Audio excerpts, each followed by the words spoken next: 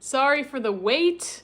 It's been a long wait for this part of my story. I apologize for the delay. It's been weeks, and then I delayed it from last week to this week.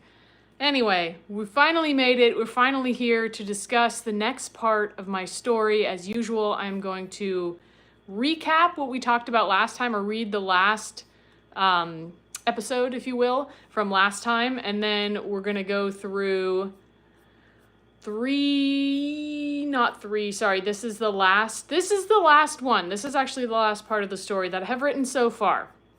So there's going to be a recap and then two parts to finish it up, and love to hear your thoughts. And again, if you want to reread through the whole story, every single chapter, let me know in the comments in the chat, and I'll send you a link to a page on my website where you can actually read through each chapter. So if you're interested in that, just comment story or just tell me you are in the chat, and then I will send you that. So today's story, or portion of the story, is called Befriending My Shadow Self. Maybe some of you are familiar with that. Maybe you've befriended your shadow self. Maybe you haven't.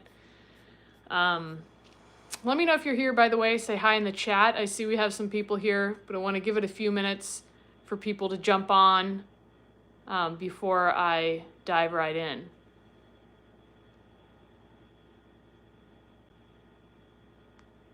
And it looks like we now have community leaderboards on YouTube, so that's cool. If you comment in there, you can be crowned like a top member of the KB Fit Britt community. I like it. Okay.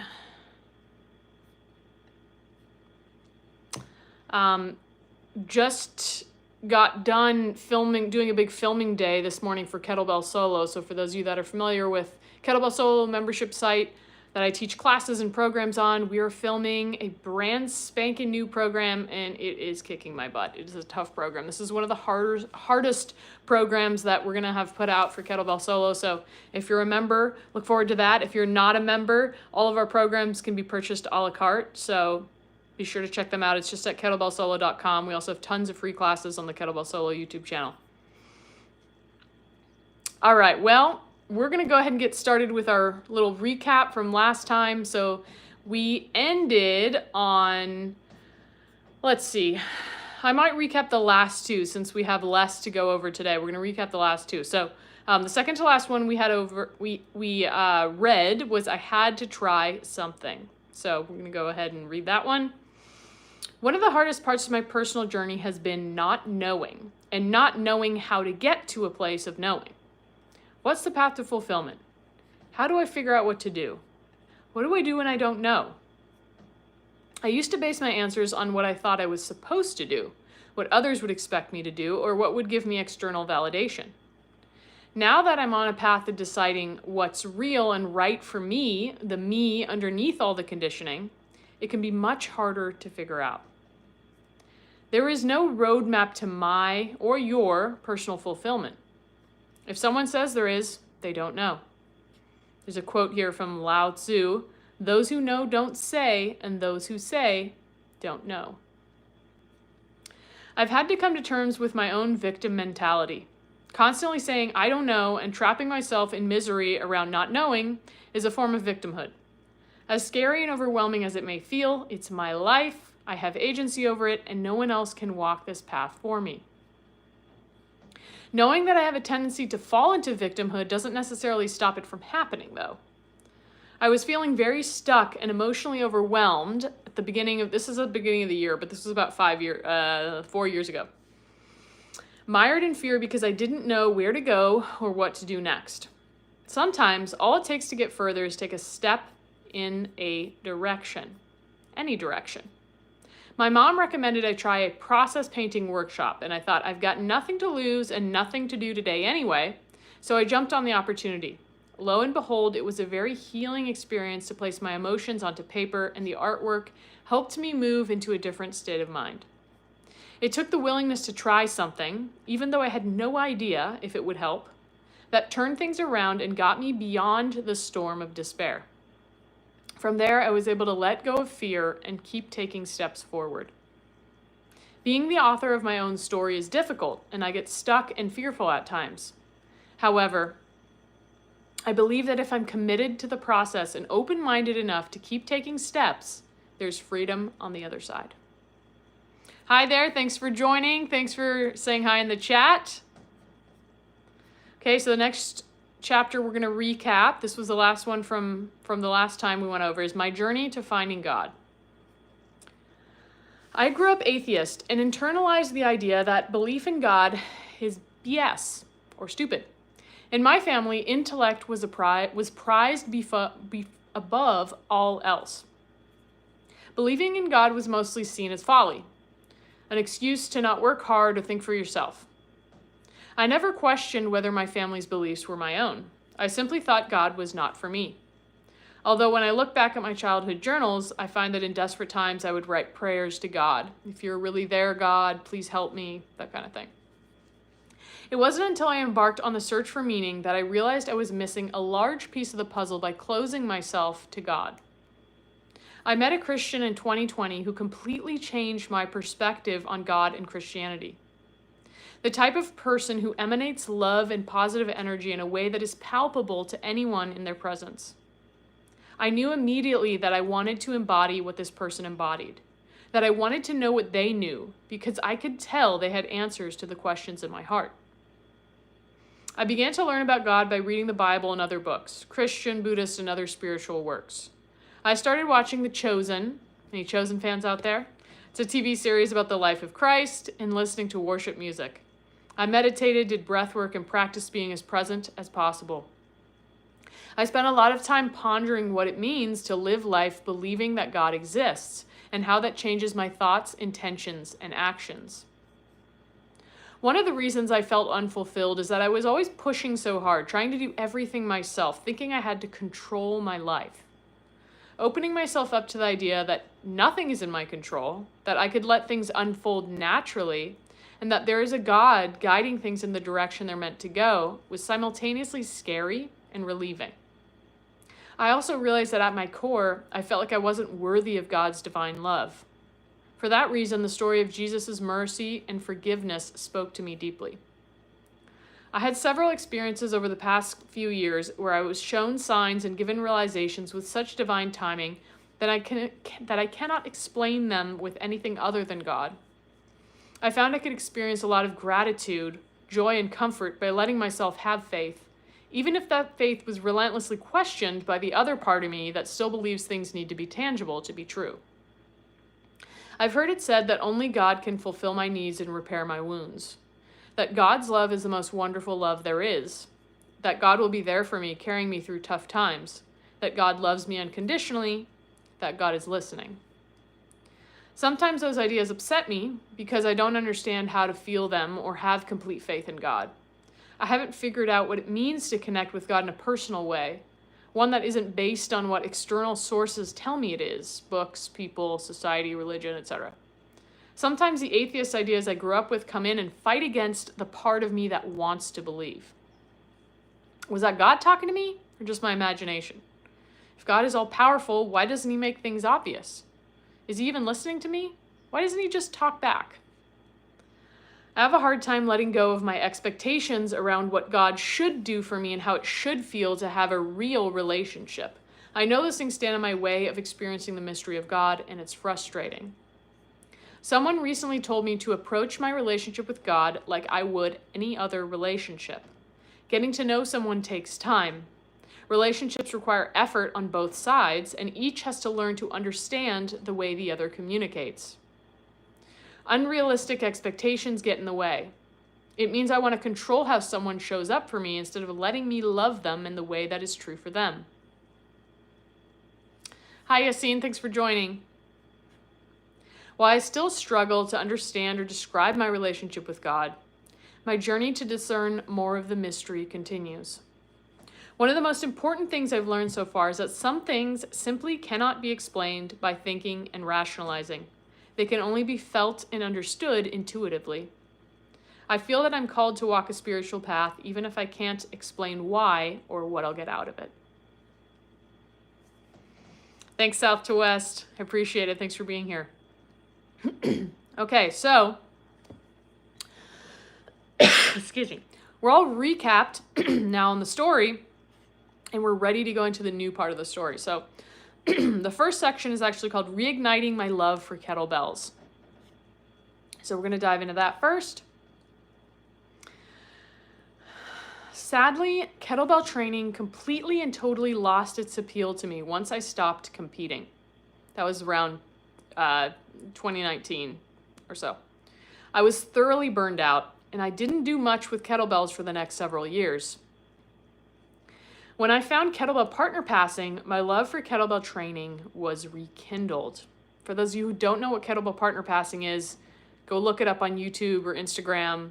It's a system of kettlebell training my partner Michael designed, and it's about literally passing kettlebells back and forth, but there's so much more to it. It's really a practice of communication and connection with another person. The part of the practice that intrigued me most was the way it helped me grow beyond the physical by showing me deeper lessons about myself. I had no idea that I would be so profoundly affected by the gems of wisdom I got from kettlebell partner passing. After I had passed kettlebells a handful of times, I suddenly found myself without a partner to pass with. That's when I started doing Kettlebell Solo, the fitness program that lays the foundation for kettlebell partner passing and is now its whole own thing. This program is unlike any kettlebell program I've ever done, and it was this program that fully reignited my love for kettlebell training. Kettlebell Solo taught me that my ability to relate with others depends on how well I'm able to work through my own issues. I'm sure any of you can relate with that. Your relationships are directly affected by how you feel, what's going on with you, whether you end up, kind of taking out your emotions on your partner, or your family, or your kids, has to do with whether you've resolved your own ish. Doing kettlebell solo work to become a better kettlebell partner passing partner, so better at passing kettlebells through doing kettlebell solo, correlates to doing the mental, emotional, and spiritual solo work that allows for more harmonious relating with the people in my life. In addition to the interpersonal benefits I experienced from the kettlebell solo program, I gained a level of strength, fitness, and body awareness I'd never had before. And get this, the heaviest kettlebell I used was 12 kilograms or 26 pounds. Having trained with double 24 kg, which is 53 pounds each, 106 pounds, kettlebells in the past, I was shocked to say the least. So I was lifting much lighter, but through this system of training, my strength, fitness, and body awareness just skyrocketed. The efficacy of kettlebell solo was further made evidence at the beginning of, I think it was 2021, when I passed the hour test with little preparation. The kettlebell partner passing hour test is you pass kettlebells with somebody for an hour without any, no set down. So you're doing this for an entire hour, and it requires a huge amount of focus, physical preparedness, but very much mental focus. At the end of the test, the other instructors and I were all blown away that the kettlebell solo program was enough to successfully bring me through an hour of kettlebell partner passing. This highlighted another valuable gem of wisdom for me. Doing my solo work really and truly makes a difference when it comes through making it through difficult times in life and relationships. So hopefully if you've been following along with this story, you can start to see and understand how the type of kettlebell training I do now actually relates to the spiritual journey that I've been on. So doing this spiritual work, the inner work, is something that helps everything else in your life. And it helps arguably the most important things in your life, your relationships. And that's really crucial. I think if everybody spent enough time working on the things that they're struggling with spiritually, emotionally, psychologically, the world would be a better place, because we wouldn't be taking out our frustrations, our hurts, and our wounds on other people, and particularly not on the people we love most, our family, our husbands, our wives, our children, etc. Okay, last section of my story that is written, at least. Of course, there's much more. I wrote this several years ago, and maybe I'll write more chapters to it at some point. There's just a lot to encapsulate in it. This last chapter is called Befriending My Shadow Self. Until I examined the painful wounds from my past, my decisions and reactions and even my thoughts were not my own. So this goes back to what I was just talking about. If we don't examine our inner selves, if we don't examine our traumas, if we don't examine why we believe the things that we believe, none of our actions, our thoughts, our words, none of them are our own. We don't really know where they're coming from. Why do we react a certain way to something? You kind of have to peel back all the layers of the onion to understand why you react that way, because it's not just the same as anyone else reacts. It's not just from your truest, purest inner being. It's influenced by all these different things from your childhood, from society, from things you've seen online, from deep-seated, fears or, different, so many different things can affect it. Okay, I'm getting on a tangent. I'm just going to keep reading. I've moved back to the area I grew up to face the demons from my past. I knew they stood in the way of harmonious familial relationships, my personal growth, and my ability to raise healthy children in the future. I had become aware that the way that I was operating in life was based on a series of core beliefs that were not mine. I was behaving in ways that disrespected my divine birthright and lowered my self-worth, all because I had seen and modeled things as a child that I hadn't left behind as an adult. By going through the process of examining my past, I realized I was not alone in acting from a place of trauma and resistance. I started to see that many of us operate from our dysfunctions. Hurt people rings true. When we're full of love and compassion for ourselves and others, through doing that deep work of forgiveness, of healing, of growth, there is no desire for cruelty, for power, for greed, or subjugation of our fellow human being. And no, this is not going to turn political, but it's just a fact. If you feel good spiritually, emotionally, you don't have a desire for those negative things, because there's nothing greater than the love of God. And that's when you have that, you have all you need. It required a lot of courage for me to look, because when I peeked behind the carefully curated mask I had created for myself, it felt like I was stepping off the edge of a cliff into a dark abyss. Traversing my shadow self was like treading murky water, scary and filled with imagined dangers. It was a dark place to go to, full of pain and trauma, and at times it felt unsafe to go there alone. True strength, as I've come to define it for myself, is being able to step into those murky waters and come out the other side more loving and kind to myself and those around me, even those who hurt me. And it's not like confronting myself and my past is ever finished. It's a lifelong process. But if I don't do the deep, important work inside of me that only I can do to make my life better and the world a more peaceful place, who will? And that's the current end of my story. Maybe I'll write more. If you want to read the full version, whether you're here live with me or if you're watching this as a replay later, feel free to comment like, I want to read the full version or something, and I can send you. It's not really a different version. I read you the full version, but if you want to just read everything again in the sequence that I presented them, then let me know and be happy to send it to you. And if anyone has any comments or questions about any of what I shared today, let me know in the chat. Happy to take your questions or answer your questions if you got any. Chat's pretty quiet today, so I don't know. Besides strange comments, which if you continue the strange comments, you will be blocked. I think you should have something better to do than trolling people's YouTube channels. You got problems.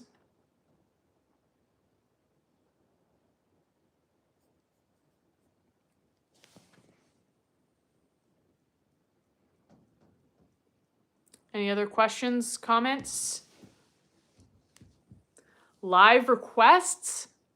Since now I've completed my story, we'll see if I go live.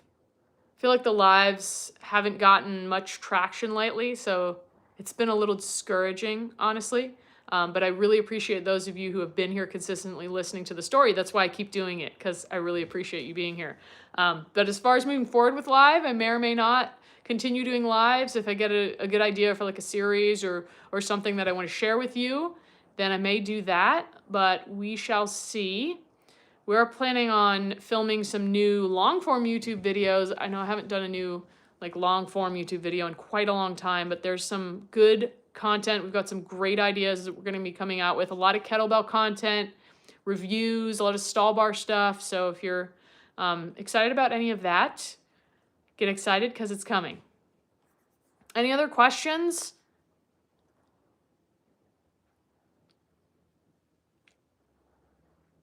All right. Well, thank you for watching today. Thanks for being here with me live, or if you're watching the replay, I appreciate you, and I hope you have a wonderful week.